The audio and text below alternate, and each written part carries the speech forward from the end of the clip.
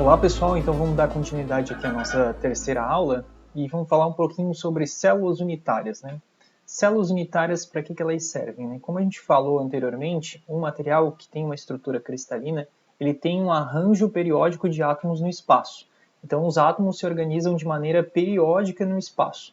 E para a gente estudar toda essa estrutura cristalina, ao invés de a gente pegar os inúmeros átomos que são presentes nos sólidos, a gente pega uma unidade aqui de repetição e essa unidade de repetição a gente acaba estudando ela e ela reproduz o comportamento de toda a estrutura cristalina do material.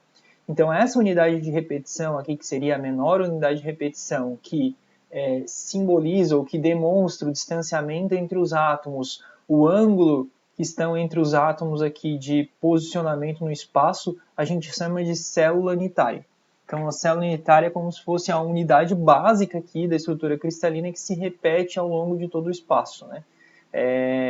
Basicamente, a gente conhece hoje 14 tipos de células unitárias dentro dos materiais sólidos cristalinos. A gente não vai estudar todos os 14 tipos, a gente vai dar ênfase aqui a 3 tipos de células unitárias. Um ponto aqui, né, vocês vão ver aqui nossas representações, né, a gente acaba representando os átomos ou os íons como esferas rígidas aqui, né. Então aqui tem um modelo de estrutura cristalina e dentro dessa estrutura cristalina aqui a gente tem um modelo, uma representação da célula unitária cúbica, que é uma das que a gente vai estudar. Então esse corte desse cubo aqui é representado nessa imagem aqui em cima. Essa aqui é uma imagem de uma estrutura CFC, que é cúbica de face centrada. Então a gente tem uma face de um átomo centrado aqui. E aqui também é o mesmo modelo, só que com os átomos menores, só para a gente conseguir ter uma visualização um pouco tridimensional aqui, né? Bom, antes de a gente começar a estudar propriamente as células unitárias, eu gostaria só de reforçar esse conceito, né? Células unitárias, elas não são unidades de repetição grandes, né? Se vocês pegarem, por exemplo, um padrão de repetição aqui, a gente tem várias posições, essas bolinhas seriam posições atômicas, né? Que seriam um plano bidimensional de posições atômicas dentro de um sólido cristalino.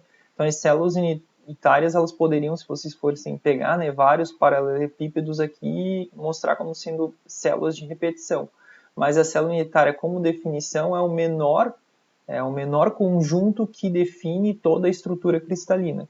Não pode ser um átomo isoladamente, porque um átomo não vai representar a distância entre átomos e nem o ângulo que a gente tem entre os átomos dentro de uma estrutura cristalina. Então tem que ser um conjunto ali de átomos que representa essa configuração espacial deles dentro da estrutura cristalina. Então a gente acaba chamando isso de célula unitária, né? Dentro dos sólidos, como eu falei, tem 14 tipos de células unitárias, algumas mais complexas e algumas mais simples. A gente vai dar ênfase às mais simples, né? Então, dentre as que a gente vai estudar aqui na disciplina, são 3.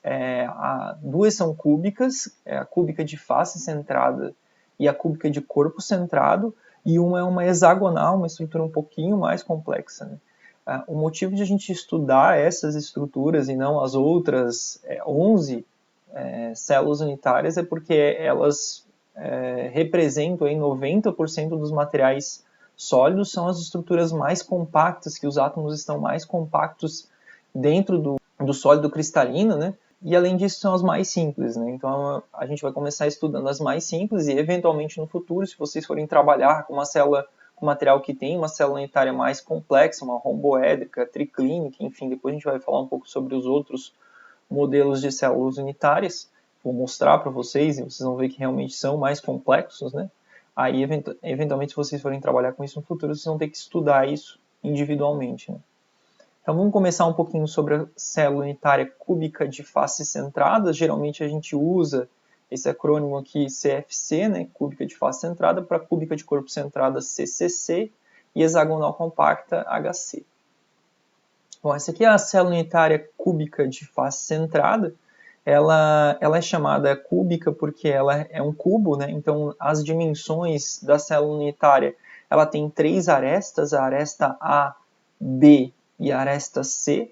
No caso do cubo, a aresta A, B, C são iguais, então A é igual a B, que é igual a C. Então aqui a gente tem Azinho de aresta desse cubo aqui, Azinho também e Azinho também. E o interessante do cubo é que todos os ângulos internos são iguais, né? Esse ângulo aqui é igual a esse ângulo aqui, que é igual a esse ângulo aqui, que é tudo igual a 90 graus. Por isso que é uma célula relativamente simples de visualizar, né? Aqui a gente tem átomos nos vértices do cubo, então 1/8 de átomos em cada vértice do cubo, seja na parte superior, seja na parte inferior, e em cada face do cubo a gente tem metade de um átomo. É um pouquinho difícil de ver essa representação, né, tridimensional, então eu vou mostrar para vocês um vídeo que talvez vai facilitar essa visualização, né? Então vejam aqui, né, imagem tridimensional, né, os vértices ocupados por átomos, então 1/8 de átomo está em cada célula unitária, né, nos seus vértices, e aqui a gente tem as faces ocupadas pela metade de um átomo, né, então meio átomo está presente em cada face da célula unitária cúbica de face centrada, por isso que é chamado de cúbica de face centrada, né. Então a representação real é que os átomos estão bem mais próximos daqueles pequenos ali, né, então eles estão quase encostando, basicamente encostando um ao outro aqui, né? Aquelas esferas menores é para a gente visualizar de maneira mais fácil, mas na situação real os átomos estão próximos um do outro, né? E até se a gente for ver esse corte aqui de seção transversal aqui de uma das arestas, vai ser como que a gente vai utilizar para calcular o fator de empacotamento, que eu vou falar um pouquinho depois. Então aqui a gente consegue ver uma face, né? Todas as faces aqui são iguais, né? Tem um átomo centralizado na face aqui e nos vértices 1/8 de cada átomo, né? Então aqui um corte dessa célula unitária, completa aqui, né?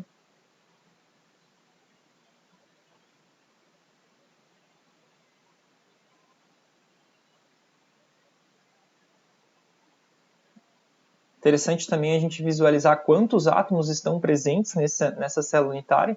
Então, se a gente for pensar que a gente tem 1/8 de átomo em cada um dos vértices, né? Então, se 1/8 são 8 vértices, então a gente tem um átomo, né? Se a gente fosse somar todos os vértices aqui, um átomo só nos vértices. E se a gente fosse somar os átomos da face, a gente tem metade aqui com o seu respectivo no outro lado, metade aqui com o seu respectivo no outro lado, e metade aqui com o seu respectivo aqui em cima, né? Então, mais 3. Então, teria 8 vezes 1/8, mais 6 vezes, né? 1, 2, 3, 4, 5, 6, né? Que são 6 faces, vezes meio átomo, né? Que daria 4 átomos no total, né? Dentro dessa célula unitária.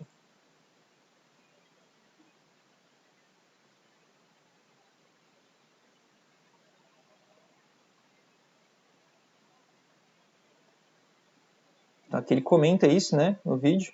O número de átomos presentes são 8 vértices aqui contendo 1/8 de átomo. Isso dá um átomo, 8 vezes 1/8 dá 1, né? Está ilustrando bem isso, né?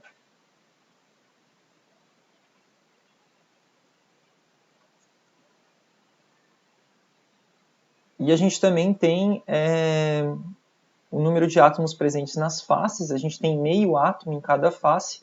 Como a gente tem 6 faces, isso dá mais 3 átomos, né? Então, no total, a gente tem 4 átomos dentro dessa célula unitária. Então, vocês já viram a representação tridimensional dessa célula unitária. A gente viu que tem 4 átomos lá dentro. Essa célula unitária, ela tem vários planos de escorregamento. Depois a gente vai falar também sobre isso no futuro, o que são esses planos de escorregamento. E ela é encontrada nos materiais como cobre, alumínio, prata, ouro, entre outros materiais que geralmente têm características de ter alta ductilidade aqui. Que tem a ver também com esse posicionamento, os planos de escorregamentos presentes aqui dentro. Dentro de uma célula unitária, geralmente o que a gente tem que saber, né? A gente tem que saber qual que é o número de átomos que estão lá presentes e o fator de empacotamento.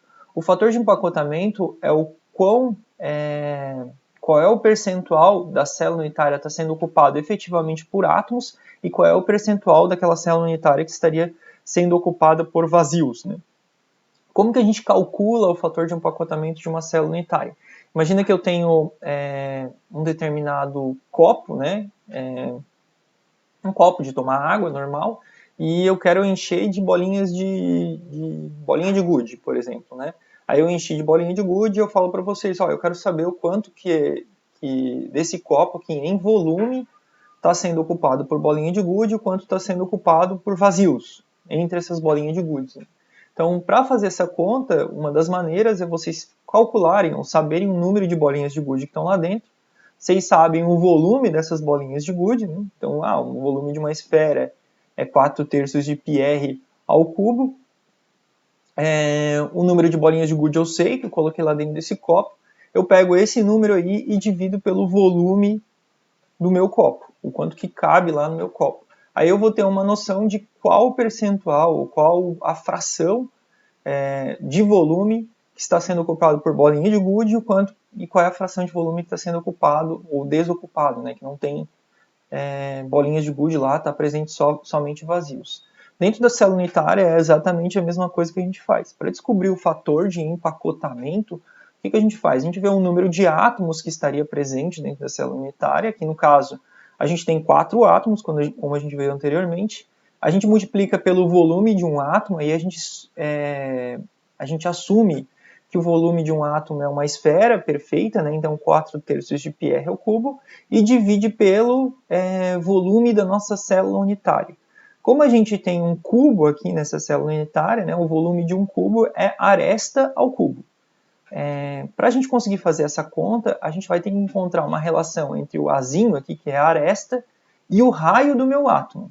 Então, nesse caso, né, a gente usa um triângulo aqui, né, para fazer essa relação, traça a hipotenusa aqui nesse caso, né, numa das faces da minha célula unitária. Então, aqui eu tenho um R, né, um raio do meu átomo, daqui até aqui. Nesse caso aqui eu tenho um diâmetro inteiro, então seria mais 2 R's, né? Então um R aqui, mais um R aqui, então um R, 2 R's, 3 R's, e mais um raio de um átomo aqui. Então a gente teria 4 raios de átomos na extensão dessa hipotenusa aqui, né? Aí fazendo a relação aí de Pitágoras, né? A gente tem que Azinho ao quadrado mais Azinho ao quadrado é igual a 4R ao quadrado. Resolvendo essa equação, a gente tem que A é igual a 2R raiz de 2, que é o quanto que é o tamanho da aresta em função do meu raio. Então, sempre que a gente vai calcular o fator de empacotamento, a primeira coisa que a gente vai ter que fazer é encontrar uma relação entre A e R, ou entre R e A, né? Então, entre o raio do meu átomo e a aresta da minha célula unitária, né? Depois que eu achei essa relação, eu vou calcular o volume do meu cubo aqui, Azinho ao cubo, então é 2R sobre raiz vezes raiz de 2 ao cubo. Isso vai me dar uma resposta de 16R cubo raiz de 2. Então esse é o volume da minha célula unitária CFC, em função de R, né? Então esse é o volume. Para eu calcular então o fator de empacotamento, eu vou pegar o número de átomos que estão lá presentes dentro da minha célula unitária, que seriam 4, vezes o volume de cada átomo, 4/3 de πr ao cubo, então o volume de uma esfera, dividido pelo volume da minha célula unitária. O volume da minha célula unitária é aquele 16R ao cubo raiz de 2, né, que a gente acabou de calcular aqui, né? Fazendo essa relação, né, a gente o R ao cubo vai cortar com R ao cubo aqui embaixo, a gente vai ter um valor de 0,74. O que significa esse valor de 0,74? Significa que dentro dessa estrutura cristalina, os átomos em posição de equilíbrio, de distanciamento de equilíbrio, eles ocupam 74% do espaço e o resto é vazios. Então, o espaço que tem aqui entre eles são vazios. Dentro de todas as estruturas cristalinas, dentro de todas as células unitárias, as 14 células unitárias que a gente conhece, essa estrutura ou essa célula unitária é a que tem a maior fator de empacotamento de todos. Então, os átomos conseguem ocupar de maneira mais otimizada o espaço do sólido, né? Então 74% do material ali está sendo ocupado por átomos, enquanto o resto é vazio, né? Então, dentro dessa célula unitária, o mais importante é a gente saber o número de átomos e saber calcular o fator de empacotamento. Tudo bem? Bom, e aí agora a gente vai para a segunda célula unitária cúbica de corpo centrado. Ela tem a característica de ser cúbica, assim como a célula unitária cúbica de face centrada, só que agora ela tem um corpo centrado, que é esse átomo centrado no meio. A visualização tridimensional dela é um pouco mais fácil, né, porque a gente não tem os átomos na face, a gente tem um átomo centralizado aqui no meio. Mas mesmo assim eu vou mostrar um vídeo, né, o vídeo lá, para a gente conseguir visualizar isso melhor num espaço tridimensional. Né? Então aqui é um corte dessa célula unitária dentro da estrutura tridimensional aqui. Então aqui está a célula cúbica de corpo centrado, tem um corpo centrado aqui no meio da célula, né? Dá para ver claramente. Tem 1/8 de átomo em cada vértice e um átomo no meio. Né? Então essa célula unitária aqui, se a gente for ver, ela é composta de 2 átomos, um átomo completo no meio e 1/8 de átomo em cada vértice, são 8 vértices, a gente tem no total aqui 2 átomos. Né? Esse aqui é um corte da célula, né? Então a célula unitária aqui, né? Cúbica de corpo centrado.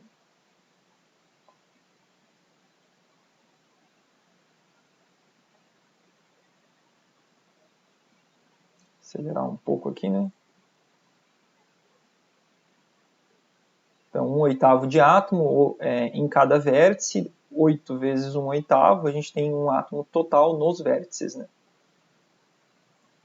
E mais um átomo no centro do cubo.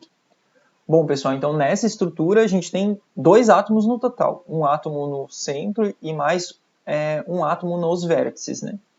Então, para calcular o fator de empacotamento, é a mesma regra que a gente viu na estrutura CFC. A gente vai ver o número de átomos que tem, 2, né, no caso, vezes o volume desses átomos aí, 4/3 de πr ao cubo, a gente assume como sendo uma esfera, e divide pelo volume da minha célula unitária. Para descobrir o volume da célula unitária, aqui a gente tem uma célula que é cúbica de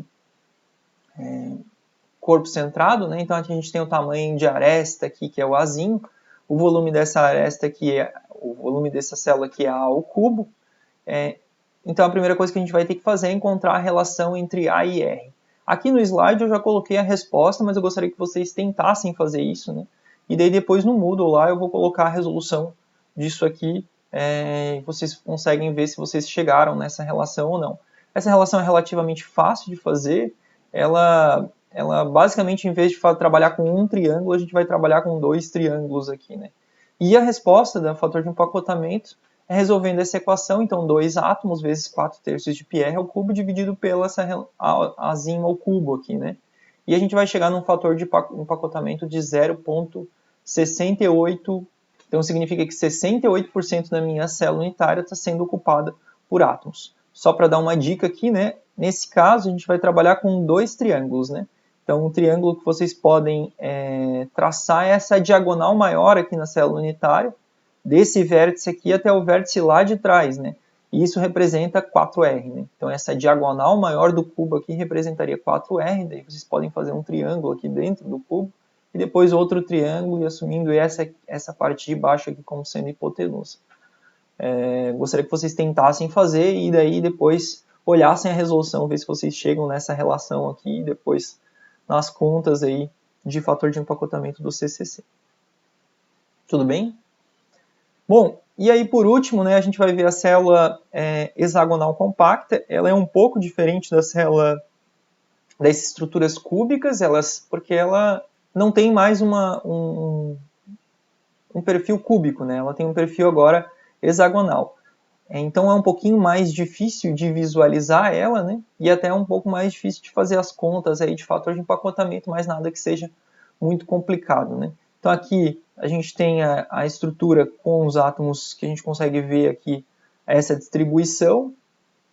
Aqui os átomos completos e aqui a estrutura completa, né? Então nota-se aqui, por exemplo, que vocês têm um pedaço de átomo aqui, e a tampa desse átomo ela se completa nesse outro pedaço aqui que seria da célula adjacente, né? Então aqui esse pedaço aqui mais esse aqui representaria um átomo inteiro.